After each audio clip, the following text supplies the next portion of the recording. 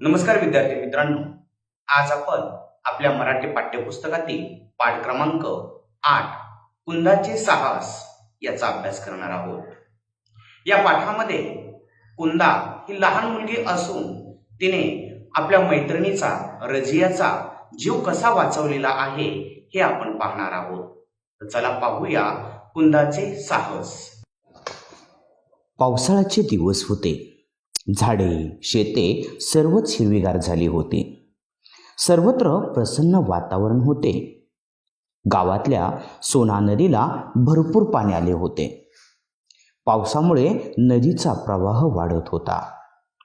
आज रविवार, कुंदाच्या शाळेला सुट्टी होती। सुट्टीचा दिवस असल्यामुळे कुंदा आणि तिच्या मैत्रिणी नदीच्या काठावर खेळायला गेल्या। कुंदा वयाच्या 8व्या वर्षीच पोहायला शिकली होती। पाहता पाहता ती पट्टीची जलतरण पट्टी बनली होती। नदीकाठच्या कडुनिंबाच्या झाडाखाली सगळ्या मैत्रिणी हसत बागडत खेळत होत्या। दूरवर शेतात शेतकरी व काही बायका कामात मग्न होत्या। आता आपण या परिच्छेदांची माहिती घेऊया। एक सुंदर असे खेडेगाव होते। या खेडेगावामध्ये सोना नावाची एक नदी होती। पावसाळ्याचे दिवस असल्यामुळे या गावामध्ये असणारी झाडे शेते सर्व काही हिरवीगार झालेली होती।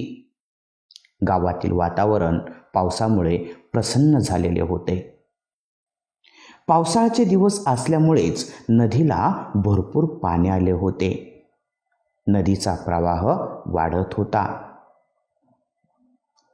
याच गावामध्ये कुंदा नावाची एक लहान मुलगी राहत होती। ती दररोज शाळेमध्ये जायची। कुंदा वयाच्या 8व्या वर्षी पोहायला शिकली होती। पाहता पाहता ती पट्टीची जलतरण पट्टू बनली होती। रविवार असल्यामुळे कुंदाच्या शाळेला सुट्टी होती आणि म्हणून कुंदा आणि तिच्या मैत्रिणी या सोना नदीच्या काठावरती खेळायला गेल्या होत्या। सोना नदीच्या काठी एक कडुलिंबाचे झाड होते। या कडुलिंबाच्या झाडाखाली कुंदा आणि कुंदाच्या मैत्रिणी हसत बागडत आपला खेळ खेळत होत्या। याच खेडेगावामध्ये राहत असणारे शेतकरी आपल्या बायकांसह आपल्या कामामध्ये मग्न होते। आता आपण या परिच्छेदावरील काही प्रश्नोत्तरे पाहूया। प्रश्न पहिला, एका वाक्यात उत्तरे लिहा। 1. पावसामुळे हिरवेगार झालेले घटक कोणते? उत्तर, पावसामुळे हिरवेगार झालेले घटक झाडे शेते होय। प्रश्न दुसरा, कुंदा केव्हा पोहायला शिकली होती? उत्तर, कुंदा वयाच्या 8व्या वर्षीच पोहायला शिकली होती। प्रश्न दुसरा, एका शब्दात उत्तरे लिहा। 1. पाठातील नदीचे नाव? उत्तर, सोना। 2.